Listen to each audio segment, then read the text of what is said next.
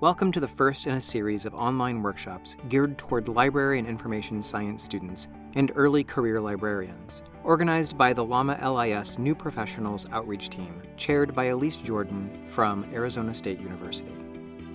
This workshop is titled Spin It to Win It, crafting a cover letter and resume that connect your unique past to your future library job. The presenter is Shannon Keely, head of the Life and Health Sciences Division at UC Berkeley Library. In addition to 15 years of experience in academic libraries, during which she served on numerous search committees for both career staff and librarian vacancies, Ms. Keely also has 5 years of career services experience. She worked with MBA students at Fordham University and MBA and EDD students at Concordia University-Portland on career development, resumes, cover letters, and interview prep. On my presentation, so feel free to adapt my slides for your own purposes as long as you give me credit, cite me. We're all librarians here, well, actually, maybe we're not. Maybe we're not all librarians here. So first, what I'd like to do is some introductions, and I've set up a poll everywhere so that we can find out where is everyone here. So if you go to pollev.com/Shannon Keely without the Y 279, you should be able to drop a pin on this map, and we should be able to see in real time where everyone is coming from. Yay, pins are starting to appear. So for some of you, it's already afternoon. I said good morning. Good afternoon.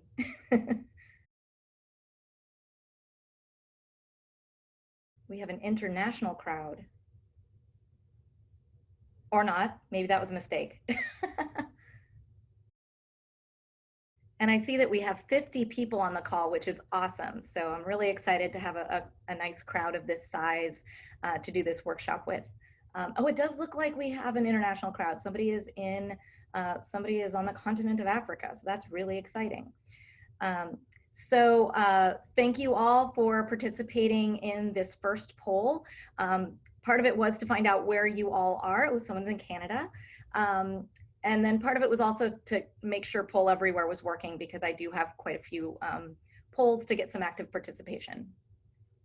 So I have another poll, and I'd like to know which of these is closest to your situation. So okay, great, you're already participating. So some of you are currently enrolled in LIS programs.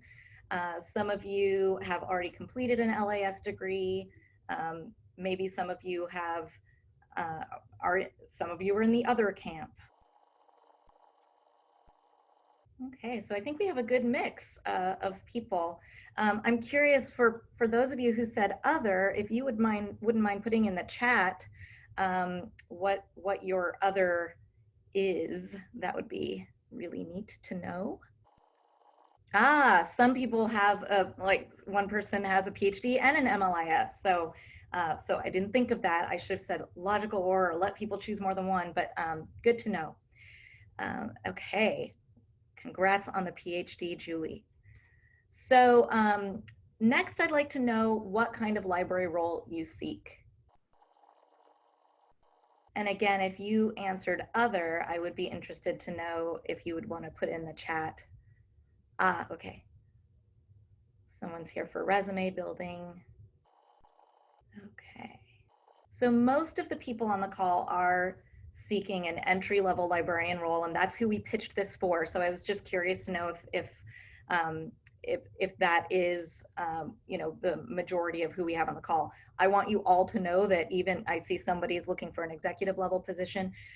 The advice that I will be giving applies to everyone, but I will be addressing some things for people who are either starting off their careers or attempting to advance their careers. So the learning outcomes for today's workshop are, sorry, I'm distracted by the chat because I'm getting some really good answers in there. So thank you for letting me know really the array of perspectives that we have on the call. Actually, at the end of this 90 minutes, you'll have tools to promote your strengths and frame your weaknesses as growth areas, which really, honestly, it's much for your own self-concept as it is something that you'll communicate to a potential employer through a resume or cover letter, or even perhaps during the interview process. You'll also walk away with practical techniques for breaking down job descriptions and matching them to your experience and skills. Then we'll work on tailoring resumes to specific job descriptions. Lastly, you'll learn how to use your cover letter to fill in gaps and make connections between yourself and the job, the institution, or maybe the geographic area you'll be moving to, maybe the people who are on the search committee. It really depends. So first of all, let's work on promoting your strengths. So I was a little hesitant to use the word spin in the title of this talk because librarians aren't necessarily known for their marketing savvy, and sometimes the word spin has a negative connotation. But I want to just give you the definition of spinning that I'm working with. And I got this quote from Diana Bucher, who's a communication expert and executive coach. She says, spinning is simply putting your best foot forward by telling your story of what happened with the best possible interpretation of the facts and the situation. The best self-promotion is honest and sincere.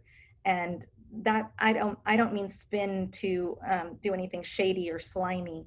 But sometimes, especially I think librarians, sometimes we don't allow ourselves to pursue opportunities because we haven't done exactly what is written in a job description in exactly the way that it's described. And that's what I mean by spin. Maybe we've done something parallel, maybe we've done something similar, maybe we've done something translatable. So when I was first applying to library jobs, I kept all of my non-library experience on my resume. And as you can see, I was an undergrad, while I was attending a community college here in the Bay Area, I was a coffee shop barista, and then I became a team lead. And then while I was attending De Anza Community College, during the day, I was working as a receptionist at PricewaterhouseCoopers, and then eventually got promoted to lead receptionist and was biking to school at night. And then while attending Fordham University, I decided to move to New York in my early 20s. I figured, hey, I'm putting myself through school, I can do that anywhere. So I moved to New York and landed a full-time job at Fordham University in their MBA Career Services office, which is really what started my interest in all of this career development stuff.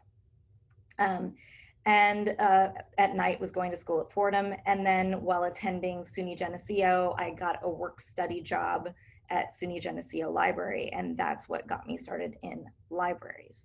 So when I was first applying to library jobs, and this is my advice for those of you who are looking for your first library jobs, list things that give you valuable experience that you can apply in libraries. If you've worked in food service or hospitality or customer service or a call center, those are all work experiences that have helped you gain soft skills such as communication and service orientation, and those will be very useful in a library setting, whether you're on the public services side, working with patrons, or whether those relationships and communication skills are important to have working with your library colleagues in technical services or another behind the scenes role.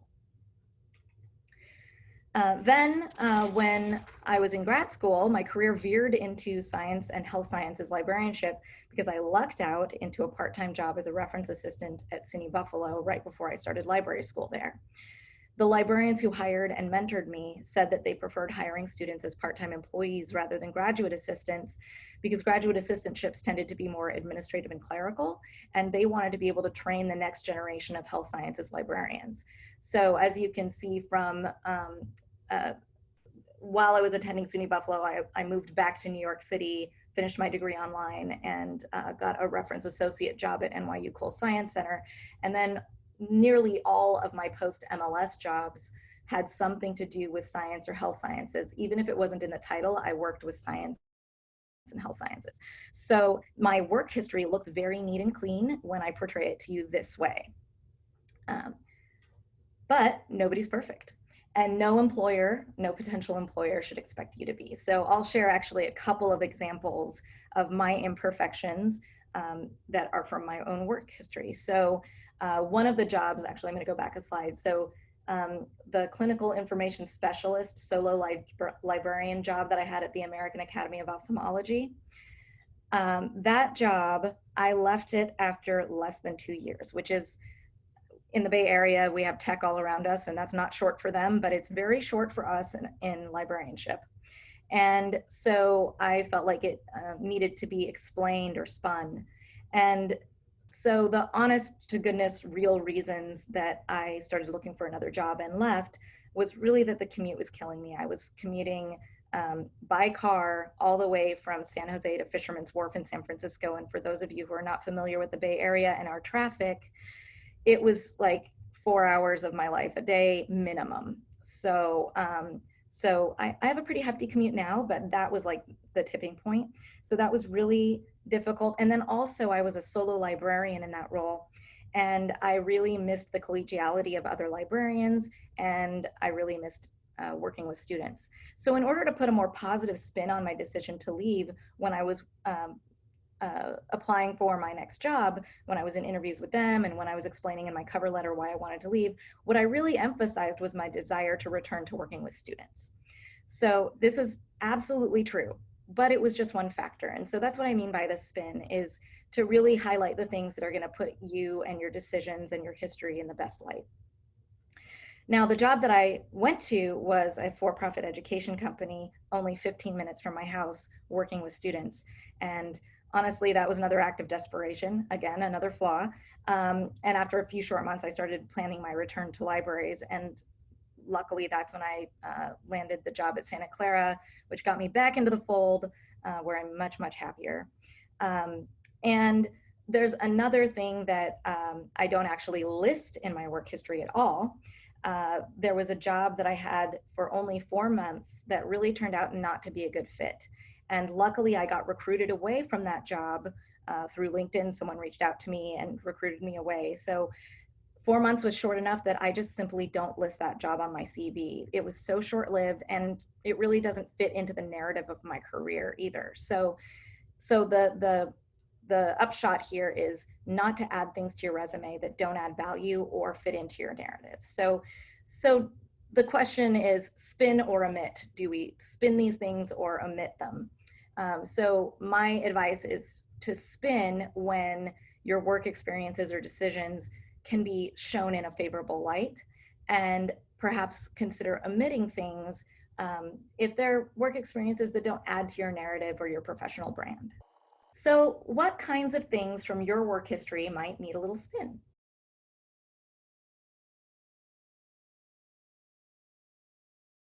So I use the word cloud because it is really highlighting the things that the words that are coming up most often. And I just keep seeing experience, experience, experience. And that really makes sense considering that such a large proportion of our attendees are looking for entry-level jobs.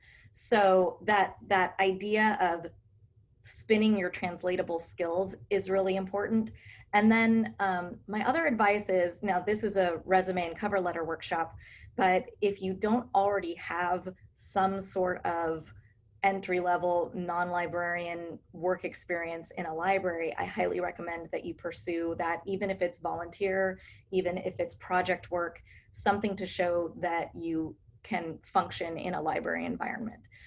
So if that's your like number one thing, outside of the resume and cover letter part of things, I do recommend that you find a way to get some experience. And I know that that topic will be addressed in a later webinar or workshop. So I'm also seeing, I saw somebody said career swerve, which I have one of those too. I went back to career services in the middle of my librarian career. So looking for, you know, the way that I did with the job with the big commute, that the lonely job where I was a solo librarian, and really focusing on the positive reason that I wanted to change things. I think if you look in your career swerves for any positive reasons that you made the choice that you made and really highlight those to potential employers, that's going to go a long way.